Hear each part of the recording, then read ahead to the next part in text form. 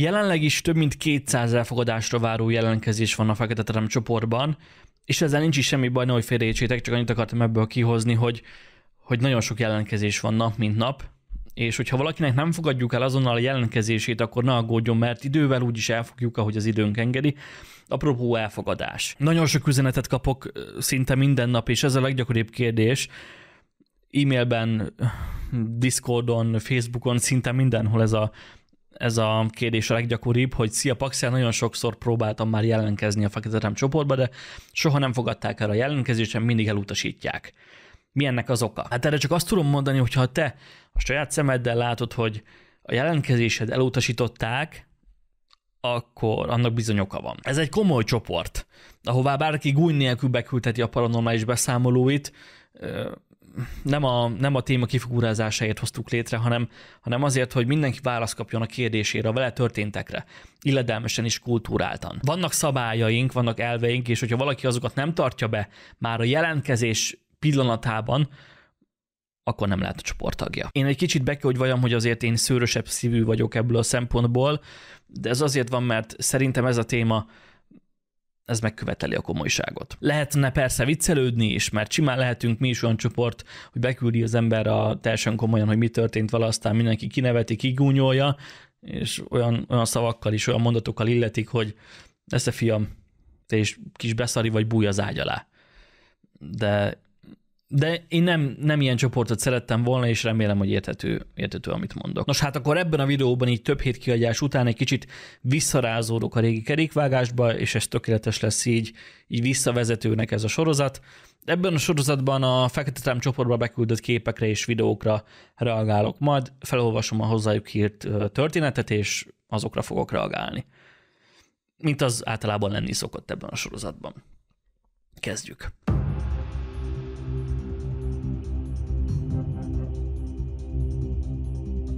Sokáig gondolkoztam, hogy megosszam ezt, de végül úgy döntöttem, hogy baj nem lehet belőle, szóval megmutatom, hát ha ti tudtok erre bármilyen logikus magyarázatot, mert mi hosszú évek után sem tudtuk megfejteni ezt a képet. A képen a párom nagyija látható, hogyha jól emlékszem, a nővéreivel. Valahol Kalocsán készült a kép a 90-es évek legelején. A kép természetesen nem digitális géppel, hanem a hagyományos filmtekercses géppel készült, soha nem volt digitalizálva, és csak egy példány van belőle. Kérdezem én, hogy a fenébe került rá ez a kutyafej a fára? Szerintem nem egy élő kutya, hiszen a többi része az nincs meg, csak egy fej. És még ha az is lenne, ti láttatok már kutyát fára mászni? Mert én még soha. Aztán arra gondoltam, hogy valami maszk. De nem az, hiszen egyrészt túl kicsi, másrészt pedig nincs kivágva a szeme. Arra is gondoltunk, hogy csak képhiba, de hogyha jobban megnézitek, akkor látszik, hogy a fej a falevelek takarásában van, és meg is csillan rajta a fény egy ponton. Teljesen térben van, mintha valóban ott lett volna. Ami érdekes volt még számomra, az a kicsi narancssárga kocka a kutya feje fölött, ami olyan, mintha egy pixel lenne. Na de egy filmtekercses gép ilyet hogy csinál? Az a gép még nem pixelekben gondolkodott, és mint fentebb írtam, a kép már vagy 30 éves, és sosem volt digitalizálva. Egyszerűen mi és senki más sem tudja értelmezni a képen látottakat.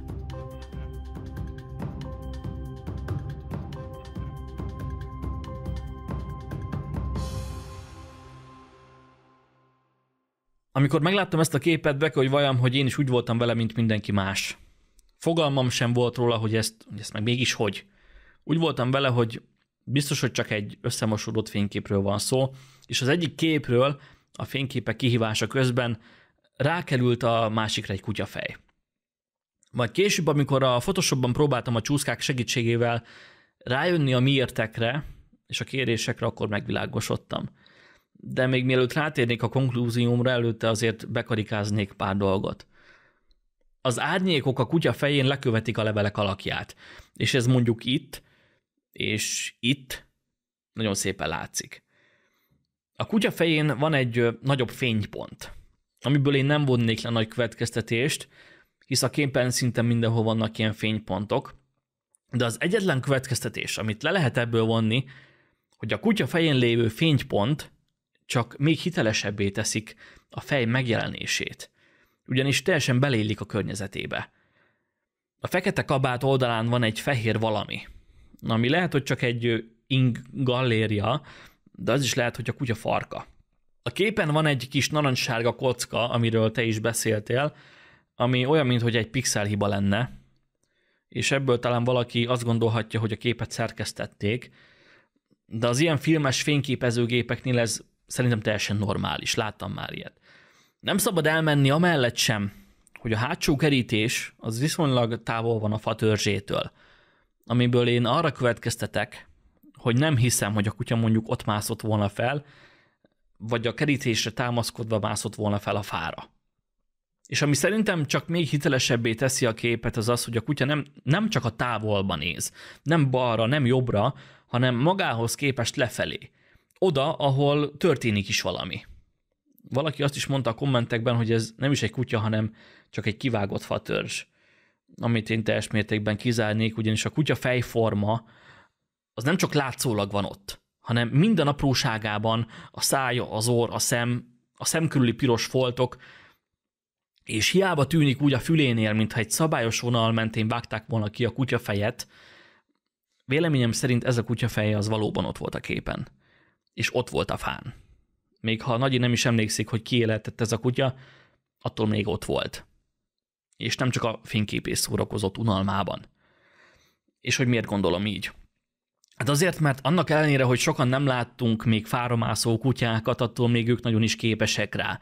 Az internet tele van hasonló képekkel, sőt, csak hogy még jobban szemléltessem, videókkal is. Ebben a videóban a kutya úgy mászik fel a fára, mintha az lenne a világ legtermészetesebb dolga. Ebből kifolyólag és ezen videót látva és ismerve a kutyák ezen fáramászó képességét, én azt gondolom, hogy ezen a képen is egy ilyen kutya látható, aki unalmából felmászott a fára, sőt a fatörzsének, hogyha megfigyeljük, pont itt van egy ilyen elágazása is, ami miatt a kutya testének a többi részét nem látjuk. Szóval véleményem szerint, még hogyha elsőre talán furcsának is látszik a kutyafej a levelek között, mögött, attól még ez egy teljesen normális, és nem mondom azt, hogy gyakori, sőt, egy nagyon ritka jelenség, de attól még létezik, és nem a természet felettitől ered.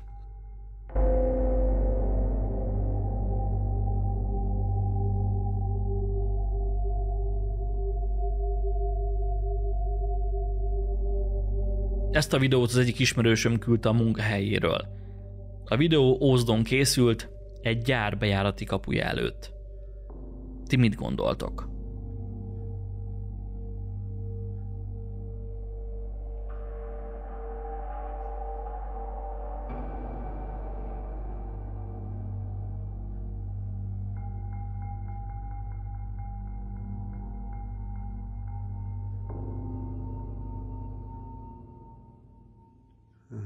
Kis érdekesség. Nagyon sok ehhez hasonló videót láttam már, és hogyha jól emlékszem, akkor elég sok ehhez hasonló videót elemeztem már ebben a sorozatban, és sajnos ismét azt kell, hogy mondjam, hogy csak egy a kamera lencsén végigszaladt bogáról, de szerintem inkább pókról van szó. Hogyha jobban megfigyeljük, akkor ennél a résznél még a lábai mozgása is nagyon szépen kivehető, valamint ami még erősíti a bogár elméletemet, az az, hogy ez a fekete homályos paca, az beszínezi, besötétíti a fehér kaput. Pedig távolról jön. Nem lenne szabad beszínezni a fehér kaput, már csak akkor, hogyha túljött rajta. Ez is azt bizonyítja, hogy a folt nem a kapun sétált keresztül, hanem inkább nagyon közel a lencsén. Amit a biztonsági kamera, aminek az a dolga, hogy távolra lásson, és nem egy makrókameráról van szó, amit a biztonsági kamera nem tudott élesen rögzíteni. Ezért mi a pókból, egy a kamerán keresztül sétáló pókból csak egy nagy pacát látunk. De nem szellemet. Sajnos.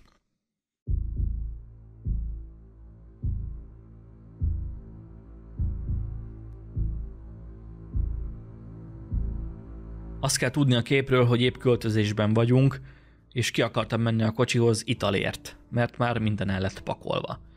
De amikor indultam ki a házból, láttam, mintha valaki a kocsiban telefonozna. Nagyon megijedtem, visszamentem a házba, megmutattam anyának a képet, és ő ki is küldte a párját, hogy nézze meg, hogy ki van az autóban, de ő már senkit sem látott. Persze az is lehet, hogy csak a fényjátéka, és csak a mi fantáziánk játszik velünk, de minden esetre engem eléggé megijesztett.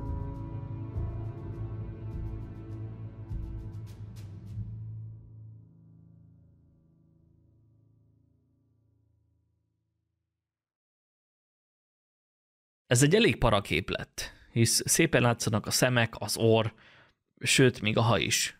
Viszont sajnos azt kell, hogy mondjam, hogy csak az agyunk játszik velünk. Én arra gondoltam először, hogy a fejtámlára van ráhúzva valamilyen maszk, és azt látjuk, de miután jobban megnéztem a képet, rájöttem, hogy a fejtámla az sokkal, de sokkal hátrébb van, mert ez a fehér rész az üléshúzat, és a fejtámla az valahol itt lehet. És ebből kifolyólag én úgy gondolom, hogy az ijesztő arc az eléggé furcsa helyen van. Úgy előre van hajolva, hogy jó, hogy be nem kapja a kormánykereket. Ez egy nem kényelmes pozíció, hogyha valaki ott ül. A megoldás viszont az, hogy egy Wunderbaumos illatosító van felakasztva a visszapillantóra, és azt látjuk, de az illatosító önmagában nem elég, ugyanis van itt két nagyobb fehér folt. Az a fénytükröződés a közvilágítás fényéből, ami valahol a jobb felső sorokban van, de azt már nem látjuk a képen. Ezt a kocsi árnyéka, és bekarikázom, és a kapu árnyéka is elárulja, hogy van ott valamilyen nagyobb fényforrás a jobb felső sorokban a képen kívül. Szóval a közvilágítás és illatosító egyenlő rémisztő arc.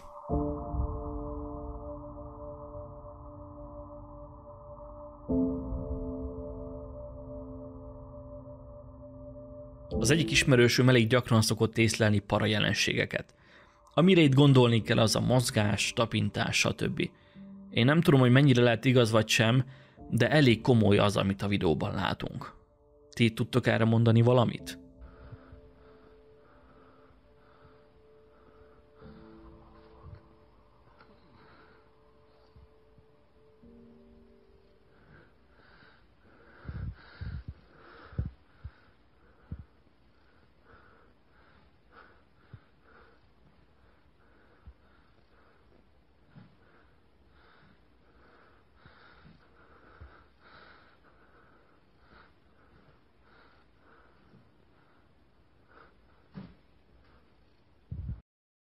Mindig felmerül az a kérdések között, hogy 2022-ben hogy lehet ilyen gyatra egy videó minősége?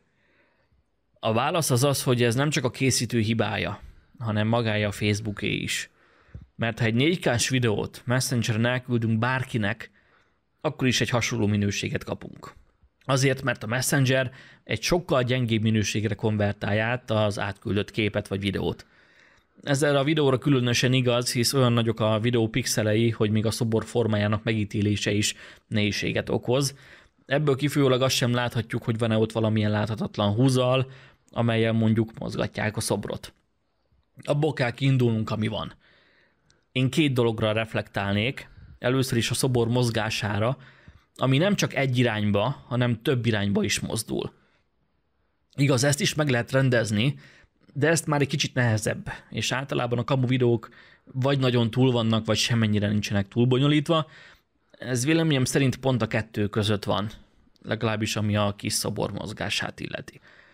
A felvételen egy pillanatban nagyon halkan egy apró kétszavas káromkodás hallható angolul.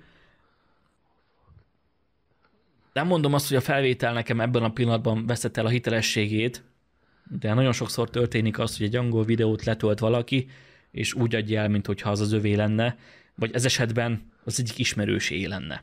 Ettől eltekintve simán lehet, hogy ez nem egy kamu videó, mert ilyen igenis megtörténhet.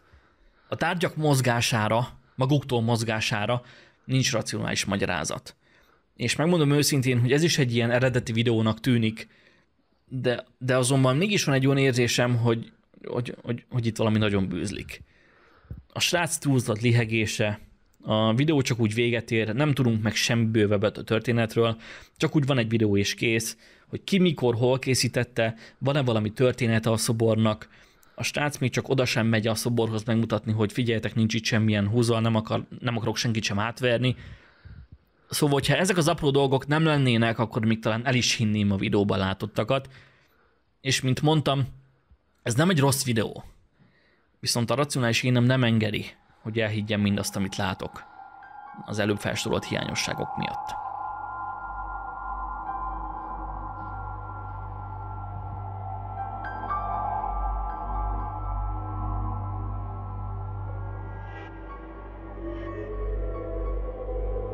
Hajnalban beértem a melóba, és az első dolog az volt, hogy a kamerák miatt bekapcsoltam a számítógépet. Amíg vártam, hogy betöltsön a szoftver, kiöntöttem a szokásos reggeli kávémat, beültem a székembe, megkávéztam, bekapcsoltam a rádiót, elkezdtem készülni a napra. De ahogy oda pillantottam a képernyőre, akkor a következő dolog történt. Mindenkinek a saját képzeletére bízom, hogy mit látunk a felvételen.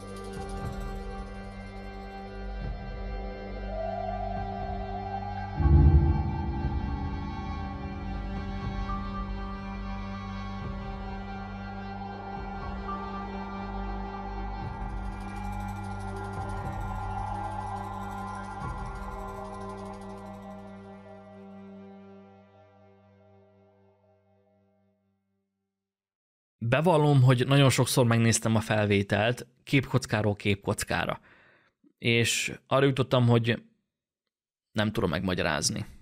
Először arra gondoltam, hogy csak valami bogár mászik a lencsén, de szerintem itt nincs erről szó.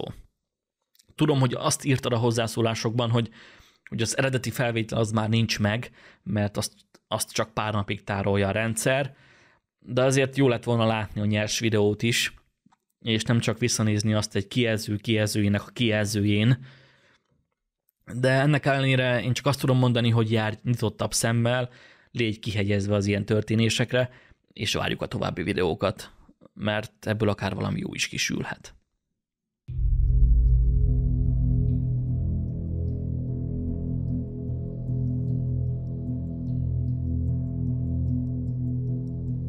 Ezt a képet még 2008 nyarán egy esküvőn készítettem egy Samsung digitális géppel. A mennyecske táncol rajta az egyik rokonával. Ami furcsa a képen, hogy a függönyön látható egy arc, ami az elkészítés után a fényképező kis kijelzőjén is egyből látható volt. A képet azonnal a helyszínen megmutattam az ifjú arának, és szegény azt mondta, hogy a több éve elhunyt édesapját látja rajta.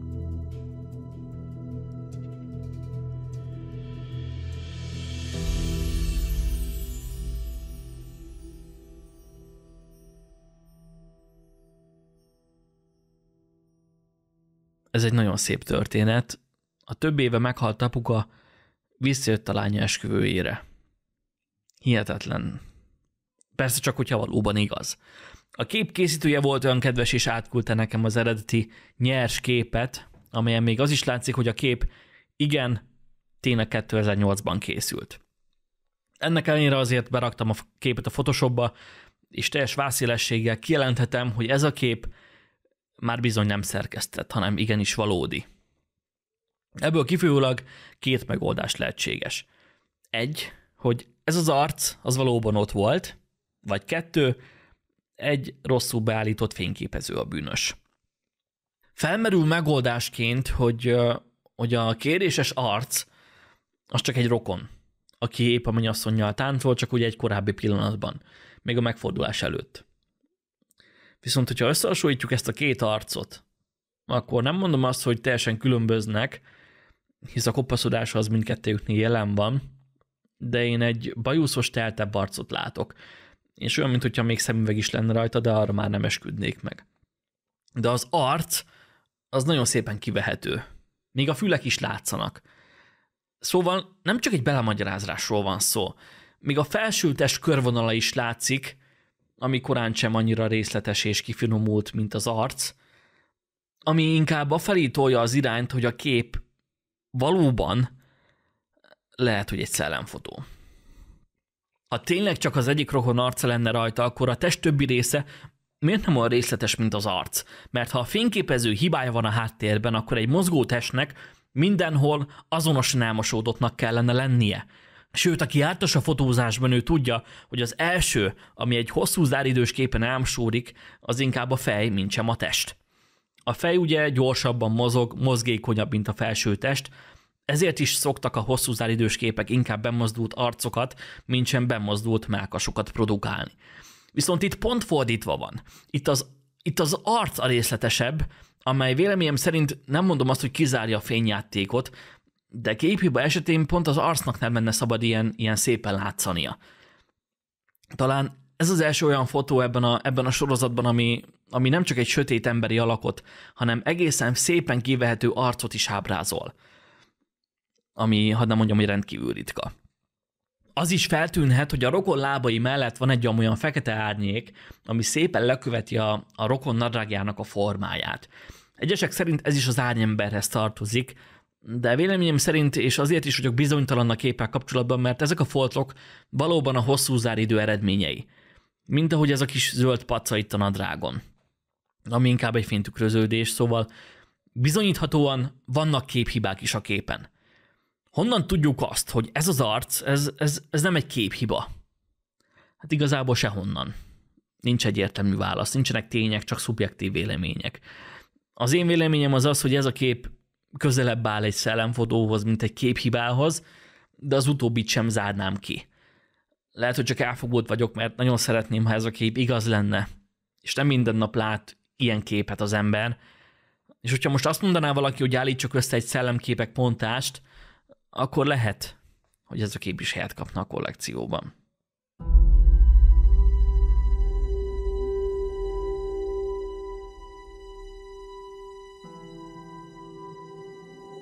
Ebben a nagy melegben úgy gondoltam, hogy legurítok egy sört. Közben csináltam egy vicces fotót a páromnak, mivel ő még munkában volt. Majd amikor visszanéztem a képet, nagyon megijedtem. A kép elkészültekor a gyerekek már aludtak, senki nem volt fent, csak én. Kezdek picit félni. Mi lehet ez szerintetek?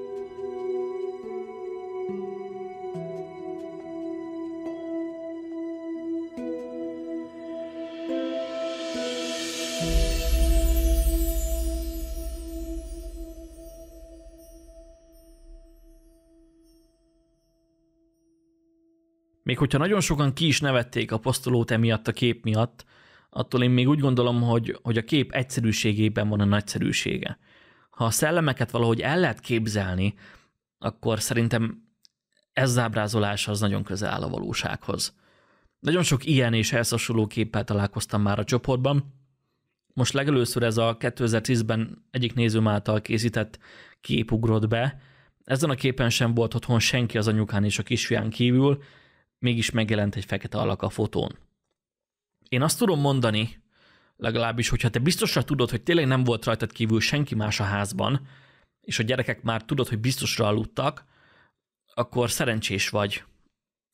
Nem tudom, hogy neked ez szerencse vagy sem, de szerintem szerencsés vagy, mert sikerült készítened egy szellemfotót. Én így gondolom. Az arc sziluettje annyira részletes, az orr, a szájak, az áll, a homlok, maga a fejformája, a nyak, hogy itt vagy az játszik, hogy valaki elment mögötted, vagy a megmagyarázhatatlan oldal. Egyébként, mint általában most is megnéztem a képet Photoshopban, és a lens flare annyira részletes, és az árnyékok és minden más, hogy a szerkesztést én azonnal kizártam. Amit talán az ellenkező oldalra írható, az a kezek megjelenése. Ritka, sőt nagyon ritka az olyan szellemfotó, ahol a kezek is megjelennek. Ráadásul úgy, mintha sétálna az adott személy. Próbáltam még az árnyékokat is vizsgálni, de abból sem tudtam levonni semmilyen következtetést. Mondom, ez esetben, és ez a végleges álláspontom, ez esetben a hiteles szellemfotót sem szabad kihúzni a listáról.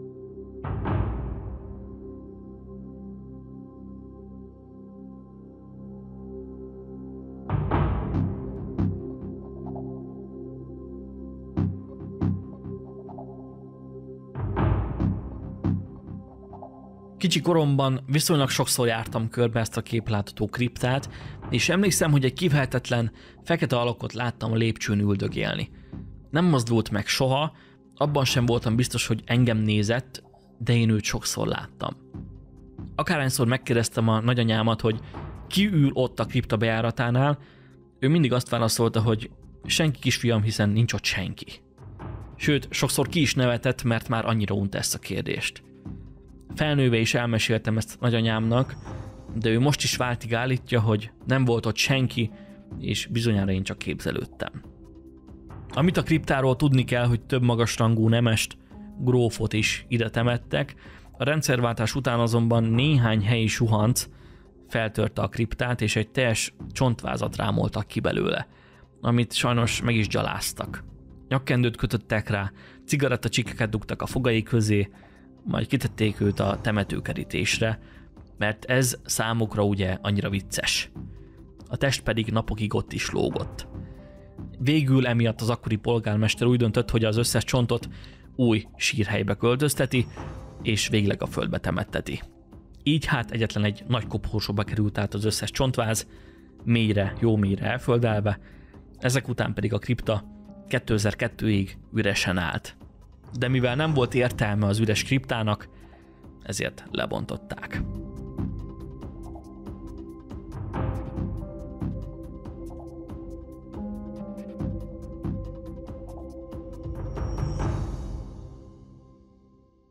Az igazság az az, hogy ehhez a történethez én nem igazán tudok mit hozzáfűzni.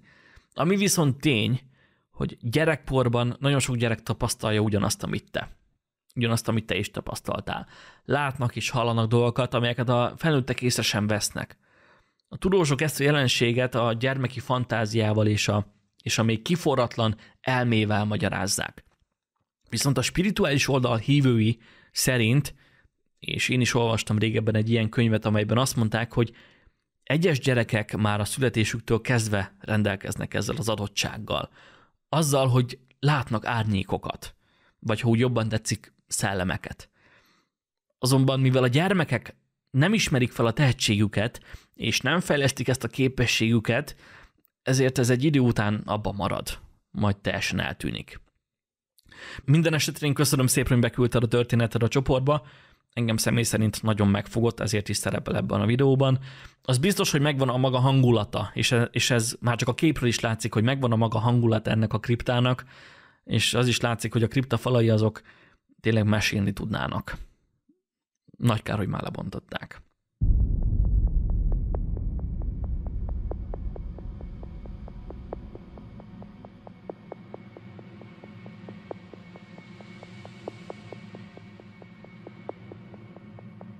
Egy barátnőm készítette ezeket a képeket, aki nem tagja a csoportnak. Egyik napról a másikra ezek a kéznyomok jelentek meg a plafonon. A plafon elég magasan van, azt nem érni el csak úgy senki. A barátja 4 éve elhunyt, és ebben a hónapban volt az évforduló, és meg is jelent az álmában. Esetleg lehet köze a két dolognak egymáshoz? Van valakinek valamilyen reális magyarázata, hogy kerülhettek oda ezek a kéznyomok?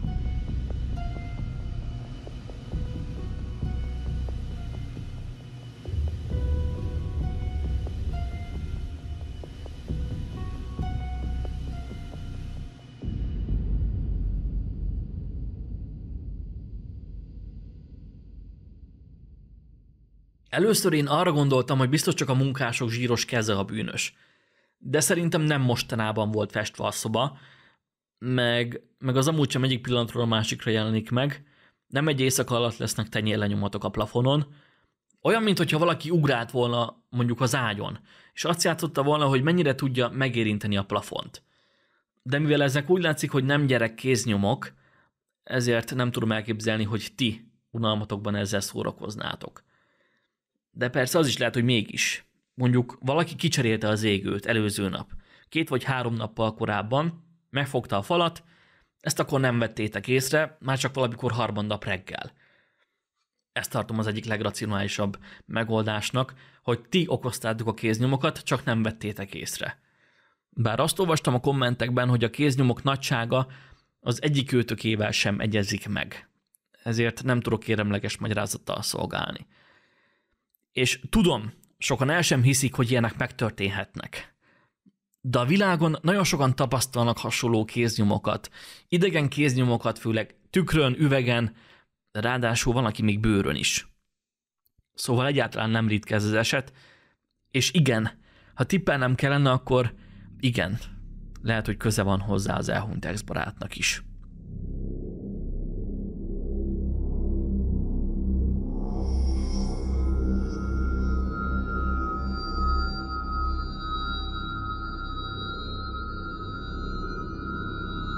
Édesanyámon jöttek ki ezek a jelek még 2014-ben.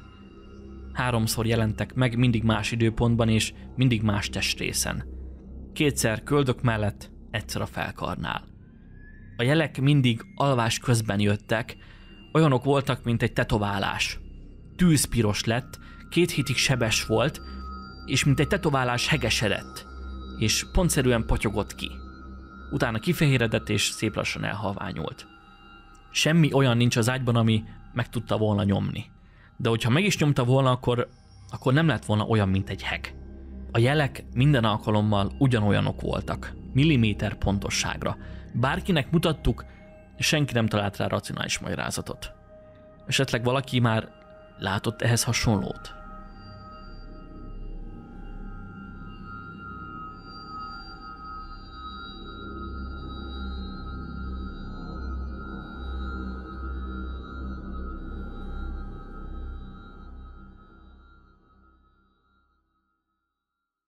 A képeket nézdegetve legelőször az jutott eszembe, hogy ez biztos csak valamilyen nadrágöv csatos része. Ezt igazolják a dátumok is, ugyanis, hogyha megfigyelitek a dátumokat, akkor a formák mindig meleg hónapban jelentek meg. Augusztus, június, április.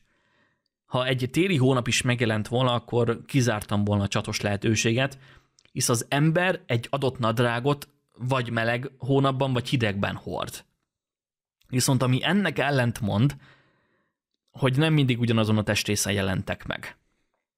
Legalábbis, hogyha jól látom, akkor van itt egy alhasi rész, és van egy alkari rész, ami viszont kizárja az öves csatos tippemet.